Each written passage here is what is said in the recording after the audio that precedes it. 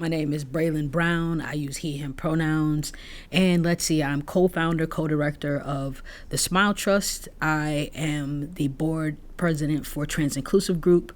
I am also the founder and executive director of Visibility 365, which I hope we'll get to talk about later today.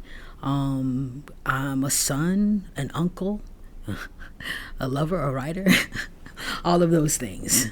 And a business person. Yes, I am a serial entrepreneur. I like to, ideas come to me and I like to share them with other people. And if they have the capacity to run with them, I let them run with them. I also like to assist Black small businesses, especially with marketing, because a lot of folks don't invest in marketing. So, yep, that's what I do. Okay, you just said that you would like to talk about something. What is that organization? It's Visibility 365. And what Visibility 365 is, as a proud Black trans masculine person, there are unauthorized storytellers. Right? There are folks telling the stories that we should be orating, that we should be writing, of us thriving, of us really stepping out into the community and making a change in our own lives and also in the lives of others. So Visibility 365 aims to do that, to lift the profiles of Black trans folks, to show that there's other work being done other than what you see in the media. There's doctors, there's lawyers, there are folks who are, community activists, community advocates, and they deserve to be highlighted, via blogging, via sharing the stories. And also that creates a history, a oral history for folks to follow along with, to share, so they can see folks who look like them. And I think it's also important that we touch back with the youth. And journalism is some would say is a dying art, right? I can understand that being said. Mm-hmm. So getting the youth involved with writing, expressing themselves, because for me, writing really got me through some really dark periods when I was a youth myself. So I know the gift that it can bring, and I want to share those things with other people. So how did your path even start? I mean, you obviously were, as you said, you're a trans man. Mm-hmm. So you started in a completely different world than you live in now. Absolutely, I did.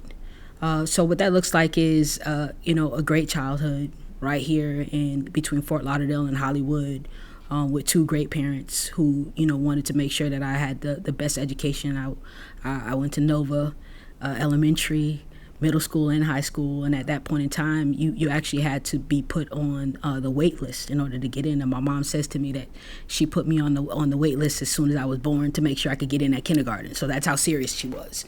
So, but at a very young age, I knew, like, I didn't want the Cabbage Patch Kids. I wanted the He-Man doll. I wanted to play with the Legos. Like, I wanted to be like my dad out in the yard with no shirt on.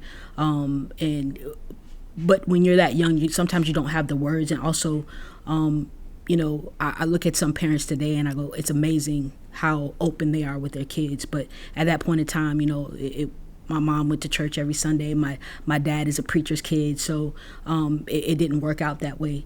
So as I matriculated through school, I struggled a bit. Really when I got to my senior year, we can backpedal a little bit, because there was a time where I was able to like really kind of step into my own, and like I could start shopping in the men's department and the boys department, because like it was a group, Crisscross and TLC had come out, and they were wearing, the gender was like cross as far as clothes. You can wear whatever you want, you know what I mean? You could wear it backwards, you could wear it forwards. It was big, it was baggy. So it was like, Mom, I want to dress like them. So okay, let's go to Macy's, and that's what we did. And from that point on time, like you couldn't get me, like if she wanted me to wear something that was for a girl, she had to buy it herself, because if I was going shopping, this is what I was going to do. And she really didn't push back much, because that's what everyone was doing. So I felt like when I was off to go to college at Howard University in Washington, D.C., like this was going to be like a grand time for me to really explore myself. But it really wasn't. It was a time where I kind of dived into, there's a medical school there. Howard University has a medical school. And I would go into the medical library and I would just look at the surgeries, which were really rough and not, refined. And doctors and surgeons were really just trying to bring medicine into the picture, and really, it was kind of rough. But I made myself sick, just researching, trying to figure out, like, how do I tell my parents, like, this is me? You know what I mean? Like, I feel this. How can I go along this path? But in retrospect, it was important for me to make sure that my parents were proud of me, right? So I graduated with honors. I did all of the things that they asked me to do. I didn't date while I was in college because I never felt like I was a girl. Never felt that way. So I did a little dating outside of college, but no one can ever say, Brayland said that they're a lesbian. I never identified as a lesbian. Like, inside, I already knew, like, I could look in the mirror and I saw this person that everybody else couldn't see just yet. So fast forward, I'm in my 40s, and I'm like, all right, I'm tired. I can't keep living for everybody else. It's like, I just turned 40, and I'm like, all right, so how am I going to tell my mom? I'm researching, like, okay, should I send her a letter? Should I post a YouTube video? Like, what do I do, right? And I'm thinking, and I'm on these forums on Facebook and all these groups on Reddit, and they're saying how they did it and how that didn't work, that backfired, and I'm like, oh, I don't want to embarrass my mom. I don't want to embarrass my family. But as I was going to therapy, my therapist said something, because I had already started home HRT, right? And she said, you were going to do what you wanted to do anyway, because I had braced myself to lose my mother, because she's my best friend. And I said, you're right, I have. So I wrote a letter and I mailed it. My parents moved to Noonan, Georgia, which is like southwest of Atlanta. That's where they retired to. And I mailed the letter, and I just took a deep breath, and I was like, we'll see. It'll get there in a couple of days. And in a couple of days, she called me, and she's like, so you want to talk about this? And I'm like, yeah, we can talk. And she was like, I love you. You're my child. And she says, but I'm mad that you're not the first person. I'm not the first person that you told. And so she knew she was your best friend, right, and you betrayed that friendship. Right, exactly. So I'm like, oh my goodness, so this is going a little bit better than I thought it was going to go, right? She says, I don't understand right now. You have to give me some time. And, but I love you, and I'm never going to stop loving you. And from that moment, I was like, it's on. I love it. All right. What do I want to change my name to? How do I still pay homage to the person who I was before? And I started going to a weekly group where a young man who works at the Pride Center, who actually went to Nova eons after I went to Nova, and we were in some of the same forums. He said, hey, there's this group on Thursday nights. You should come check it out. I'm like, okay, send me the address. So I show up with a close friend of mine at that time, and I didn't know you weren't supposed to bring anyone, because I didn't know, and he didn't tell me. And I felt really at home in that space at Trans Inclusive Group, with Tatiana and Carson, who are the founders of Trans Inclusive Group, and just a group of people there. I'm like, yeah, I found people who make me feel comfortable, who see me, right? No surgeries or anything like that. I've always had broad shoulders, thicker guy, chubby, folks love to pinch my cheeks, yeah. And every Thursday, like clockwork, I was there. Like, it didn't matter. I'm a operations manager at that point in time with a big box retailer, and we worked nights sometime, but no, I need to have off Thursday nights. If I was missing Thursday, I probably was sick. You know what I mean? So it was amazing every Thursday, and then the last Thursday would be with allies and accomplices, and you just made lifetime really connections. And also I saw a side of life that I'd never been privy to before, because you could say that I've lived a privileged life, right? I went to college. I had you went to private school, right? went to a really good, school. I had a really good job. I had a lot of things going for me. So originally I was like, I don't think that I want to tell people who I am. I just want to navigate and I want to live stealthily, right? That was what I wanted to do. But as I saw the work that Tatiana and Carson were doing, and also the Pride Center was doing, and also SunServe was doing, and Transsocial, and it was like, if I was younger, if I had a younger version of me looking for someone like me, like, how can I stay hidden from this new privilege I now have, right? That I instantly gained. And I said, no, I can't do that. So then steps forward where I'm doing work with the Smile Trust that I helped co-found with Valencia Gunder down in Miami, where we take care of folks who are experiencing housing and food insecurities. And we also do rapid response for natural disasters, planning and response to those as well. And I'm navigating with these people and I'm seeing everyone who's being affected. And it's like, there's a place for me, right? There's a place for everybody in the movement. And I want to really credit like Valencia Gunder and Tatiana for really seeing something in me that I didn't see in myself at that point in time. And guided me in a way that say, like, your story is important, your visibility is important. And that's where I am right now, really diving deep into that and trying to figure out, like, what is my voice in everything that's going on, right? Because there's a place for everyone in movement, and everybody seems to think that you have to be the person, standing in front of the podium and, shouting the message, when you may just want to be the cook. You may just want to be the one who wrote the sign. You may just want to be the one who drove, made sure everybody got there safely, all right? So where do I fit in the puzzle? And I think I do a little bit of both, as a leader, I try to lead by example. So I know when to pull back and be a follower, and I know when to step forward, especially if there's something that I feel passionate about, and really dig deep and try to figure it out, So what, at this point, and you're only in your 40s, so you have a long life ahead of you, do you think is the most important individual change or aspect of life that you have influenced? I think it's a deep question. I want to say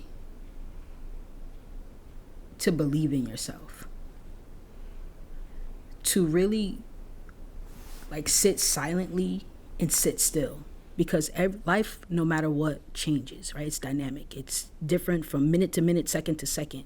But if you can sit in silence, you can hear the universe talking to you. And you can, when you feel that doubt and that fear, you can shift those things, because you can actually start to get to the root of what may be holding you back.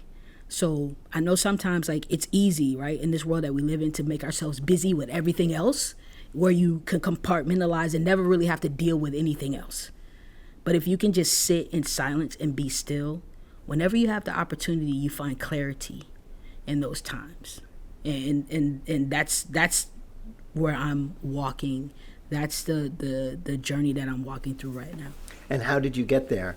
You talked about not dating, not having the same kind of social life, even at Howard. Mm-hmm. And Howard's a great school, and you went to a good elementary school and high school. Mm-hmm.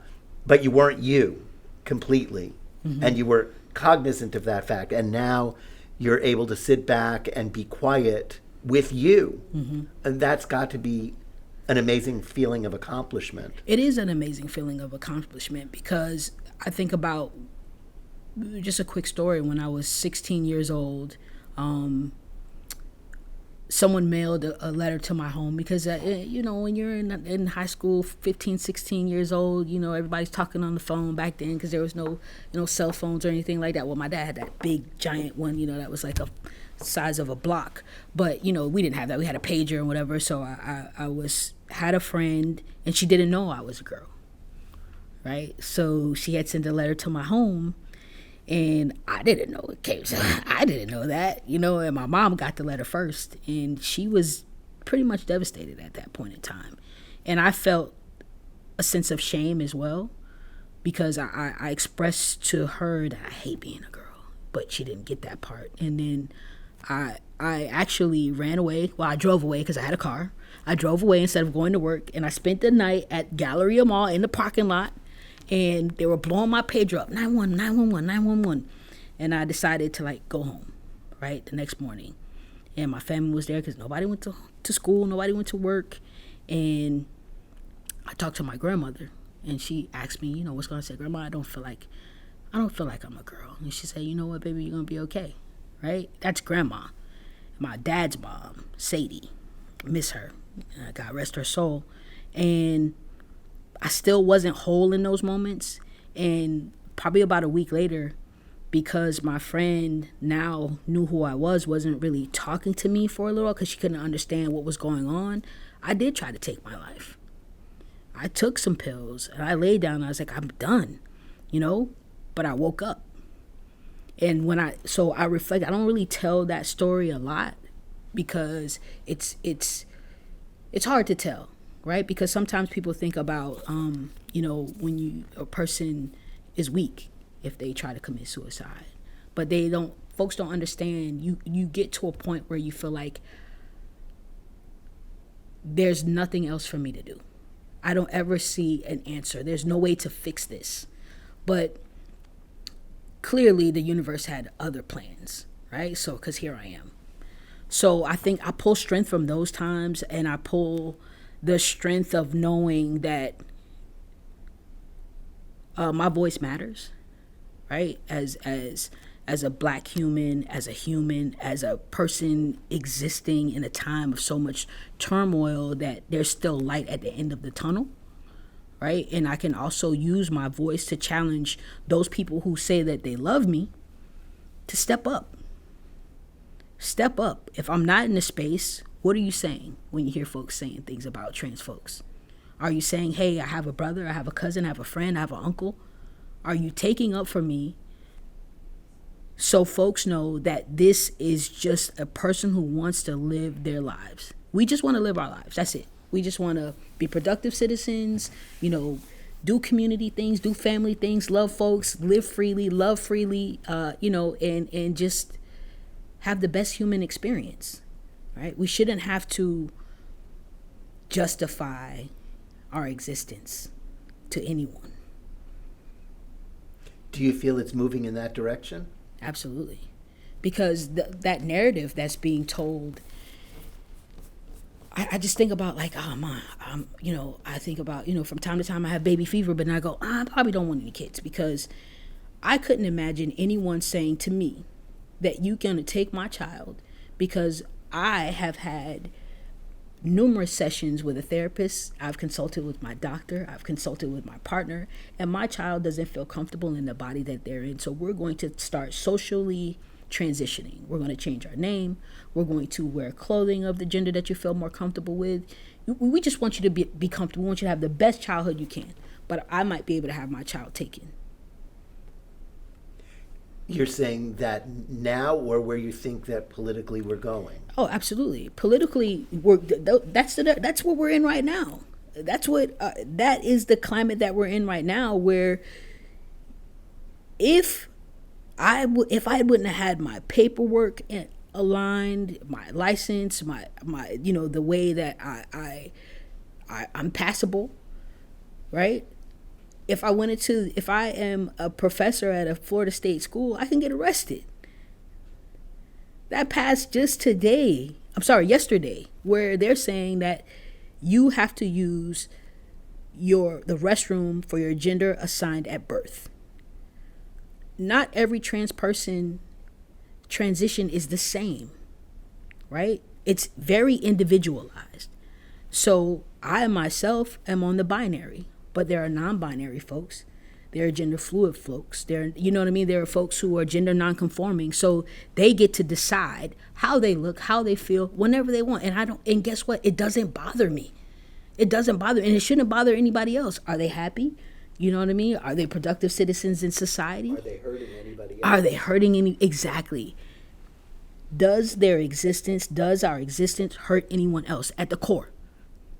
And folks will say no. You can't say any, you can't tell me anything else, right?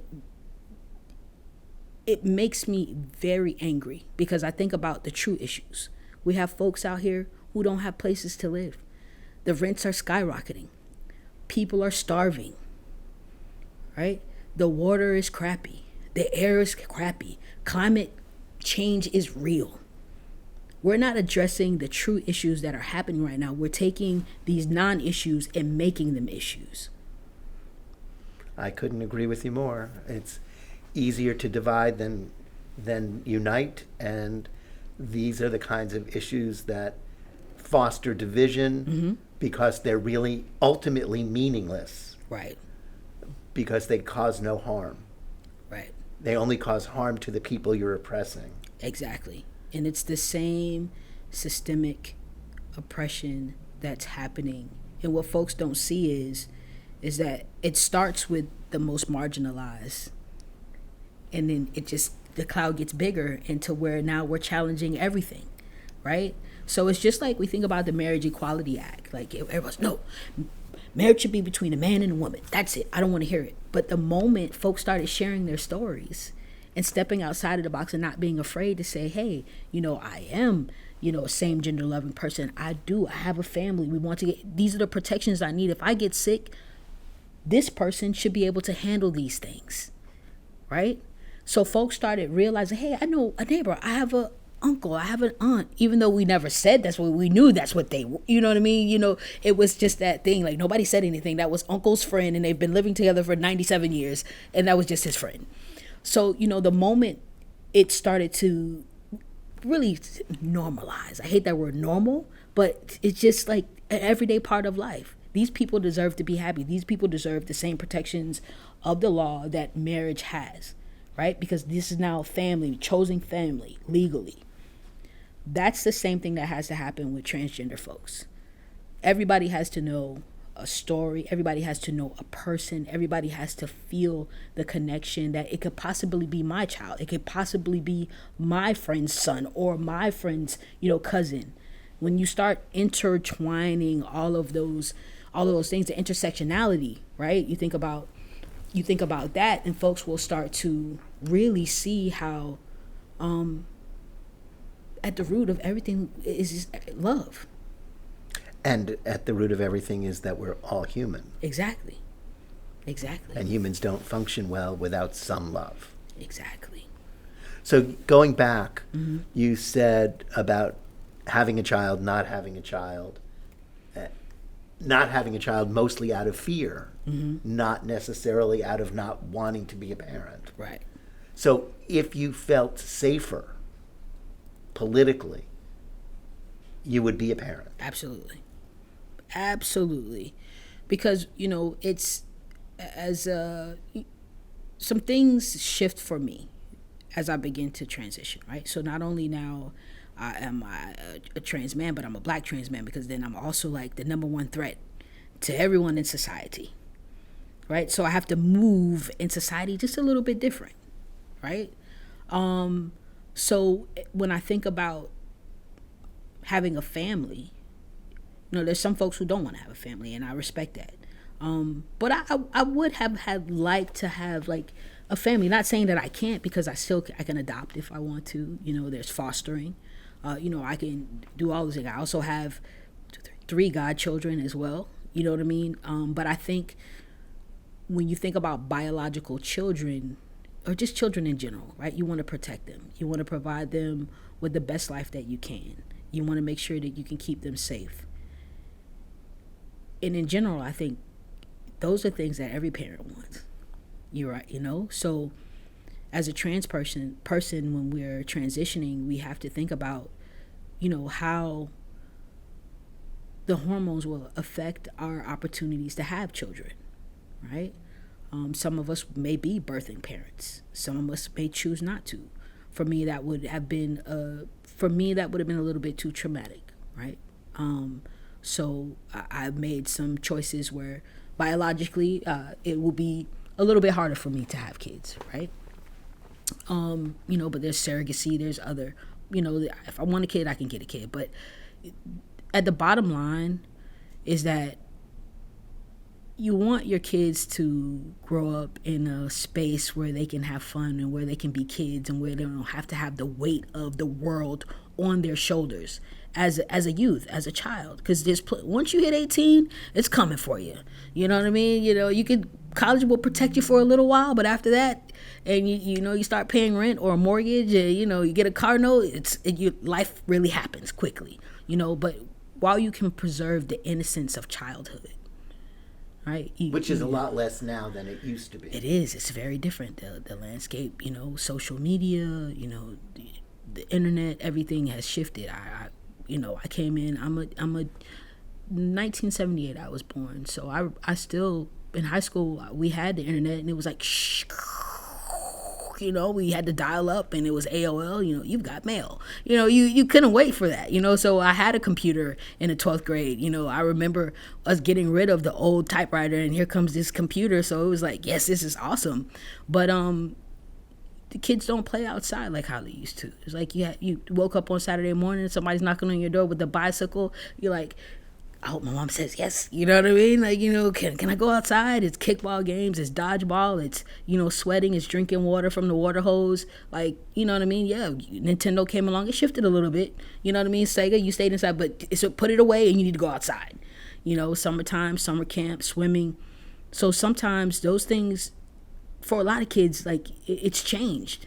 You know what I mean? Unless you're intentional about ensuring that the kids are getting out there and still enjoying like the simple things. Like, life doesn't have to be so complicated at a young age. How does your understanding of young people, children, influence all the work that you do within the trans community, the LGBTQ community, and the community at large? Mm-hmm.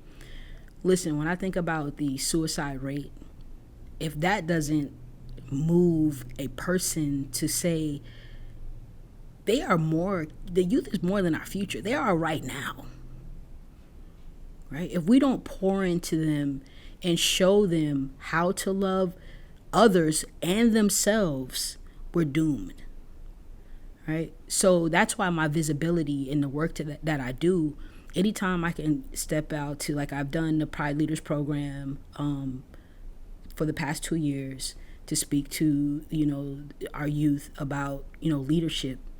I'm going to step into the building. I'm going to do that. If Jasmine McKenzie calls me and say, hey, Brayland, we need you to talk to XYZ, I'm going to do that. If Tatiana says, Brayland, we need you in this space, I'm going to do that.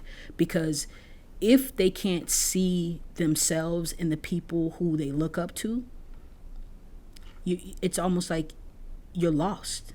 So how important do you think it's been that Obama was president? Oh. Listen, there may be some debate. I think that what's important is that he said that in the body of work for the LGBTQ community, these folks deserve to have everything that they're asking for.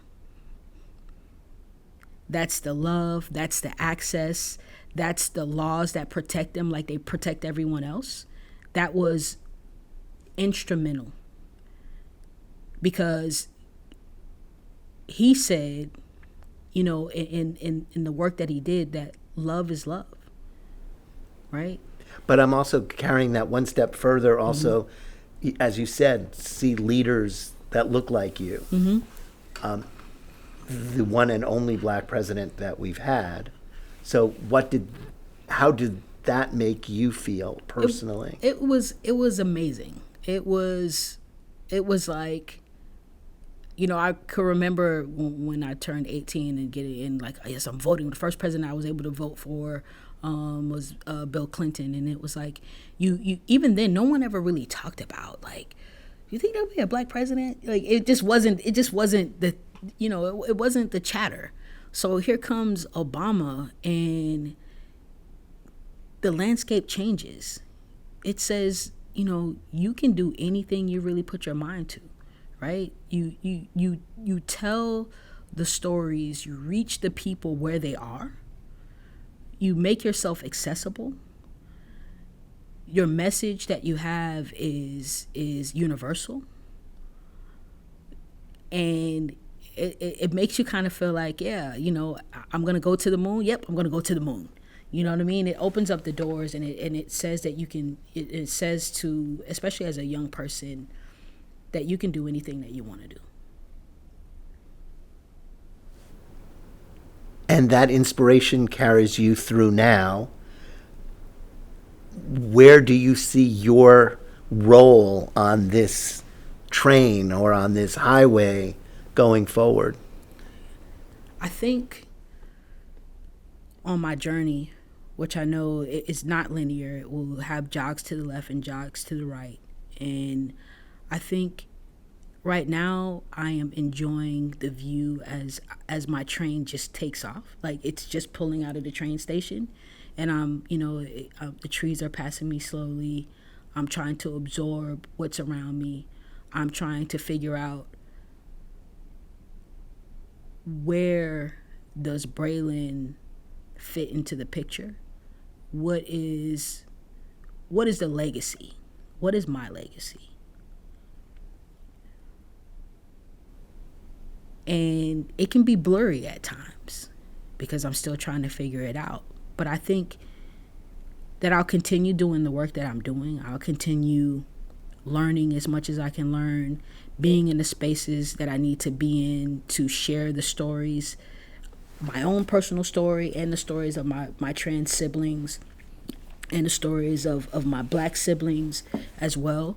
And I had a friend say to me, like, earlier this year, do you think you'll ever run for office? And I'm like, I don't think so. I don't think so. You know what I mean? That it's just like, that's not where my mind is leading me. And I'm very much a person who, I'm a strategic thinker. I weigh my pros and cons. I, try to make it make sense, even if it doesn't make sense, if you understand what I'm saying. So I think that I don't want to put any limits on what I'm doing. I don't think I want to say Brayland is just an advocate. Brayland is an advocate, is an activist. I just want to be Brayland. And if that means that one day I am, the president of something, the executive director of something bigger than what I'm already doing, then that's what it was destined to be. But what I do know is that I'm going to be as visible as I can and use my voice to push past the negative narrative and to uplift my folks. That's what I do know. And I want to do that just being myself. When you say just being myself, what do you see when you say being myself? Being myself means showing up authentically as my like the person that you see, the hat backwards, the denim shirt. Like, I'm never going to. I do dress up. I can clean up very well. I will say that, but I want to feel accessible. Like, I feel like I'm accessible. I don't ever want to have this aura of, I can't approach him. I want to always have an approachable, like, persona, approachable. I just want to be an approachable person, because I feel like being that approachable person, folks will share more with me, right? And then I can help more people. Because if you're not sharing what's going on with you, then no one will really know what's going on. No one will really know what the problem is. We can't get to the root of the problem if you're not sharing how you're feeling or what you're experiencing. And then that's when people start to tell what they think you're experiencing. So while I'm being the active listener, I can start to formulate a plan and also ask you, hey, how do you think it can change? Do you have any suggestions? Right? Because then that means now you're turning those people into folks who are also offering the solution, not just telling you what the problem is. So if I can find a word to say what that is, all I can say is, like, this is my leadership style. That's it. Where do you see yourself in the next 5 years? The next 5 years. Which will go very fast. It will go very fast. And you'll be closer to 50. Yes, I'll be closer to 50. Next 5 years I will be 50. Okay. Ooh, okay. Where do I see myself in the next 5 years? I see myself traveling more. No, I'm kidding. No, I see myself being more active in climate justice work. I see myself continuing to be innovative in finding solutions, and that may look different from me being with the Smile Trust. That may look different from me being with the president of Trans Inclusive Group. That may look like me diving deeper into Visibility 365 and seeing the potential and really pushing the vision and the mission of ensuring that transgender and non-binary and gender non-conforming folks have the visibility that they need in order to push through this wall that seems to be sitting. That's what I think. I think that if I say that I'm going to win $1 million, I don't know that, because I don't know what will happen in 5 years. I can make plans, but plans are meant to be broken and changed. So I just say I'm open for the ride, and I'm appreciative of whatever it is that in 5 years that I'm doing. As a Black man, what do you feel about what's going on in certain African countries right now? Oh, man. Sometimes I was telling my friend that there's a disconnect sometimes. Personally, I'm speaking for myself personally. We're having a personal conversation with someone about really understanding the amount of culture that was, ripped from our grasp, where we don't know our native tongue. We don't know. Yes, you can take, a 23andMe, you can take these DNA tests, and it can tell you might be from this part of Africa, or you might be, from this tribe, but you still, it's science, and it's not 100%. So you feel this sense of, I wish I can go over there and change everything. I wish I can, build a school. I wish I can say you don't have to fight about these things. But then they will look at me and say, well, look at you in your country. What can you really teach us? And I think what it takes is really analyzing the political landscape and really analyzing the cultural landscape of what's going on in Africa. And you have to say, are they doing the best that they can do with the information that they have? And I'm speaking specifically about what's happening with the LGBTQ community. Right. The thing about it is that it's almost like we have to create meaningful relationships outside of our silos. So how can we then reach out and say, I'm here, we're here,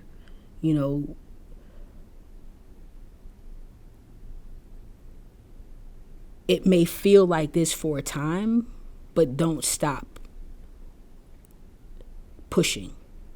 Like, you have to push past, because it's easy to step back into the closet, right? It's easy to say that we're not going to do anything. It's safer that way as well, right? But if you don't have the disruptors, then you possibly lose the chance of actually making a difference and making it safe for folks to step out and to start a movement, right? So it's all, like any movement that happens, like we think about, Pride. It was actually a riot, right? So we have to think about our history outside of where we are in order to move forward to get to where we want to get forward. And you may lose folks along the way, And it's sad, right? But it's necessary work if you want to talk about really being able to live and love freely. You know, that's, you know, how I feel about that. No, it's very complicated. I get contacted literally every day from either people in Uganda or Kenya or other places, and it's heartbreaking. Mm-hmm. And it's so limited as to what we can do as individuals, and trying to find the way to organize from here, where we are still much safer Mm-hmm. than in countries where it's the death penalty. And so I was just curious as to what was going through your mind, if anything, on this, because we will lose some, and we are losing people literally every day. Mm-hmm. And I find that painful. Absolutely. Even though I know that that is potentially the case here in the United States as well. Right. But here we do have, in many cases, we have recourse. Right. There's none. Right. And you're an example of people, of a person who has taken great advantage of everything that you've been given, and you've made much more out of it. Mm-hmm. And that is something that's really wonderful to see. You've used your education. Your understanding of things is tremendous. Your understanding of how important it is that every story be told. Mm-hmm. And that the more marginalized, the more stories need to be told. Absolutely. And that's not something that everybody thinks about or understands. Mm-hmm. And so hearing that is refreshing. And seeing where you want to take this Mm-hmm. is refreshing. Who historically do you look at as a hero or as a leader? Ooh. There's quite a few folks. Let me see if I can narrow it down to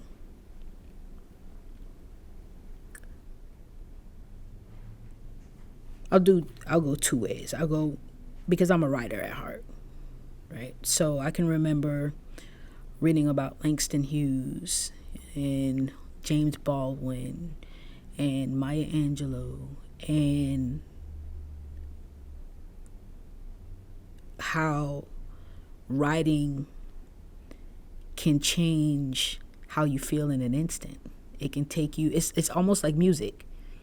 You know, it's a story, and if you just step outside, close your eyes, and really think about the words that were on the page, you can begin to live vicariously through the characters, through the experiences, and also draw the parallels between what happened then to what happened now.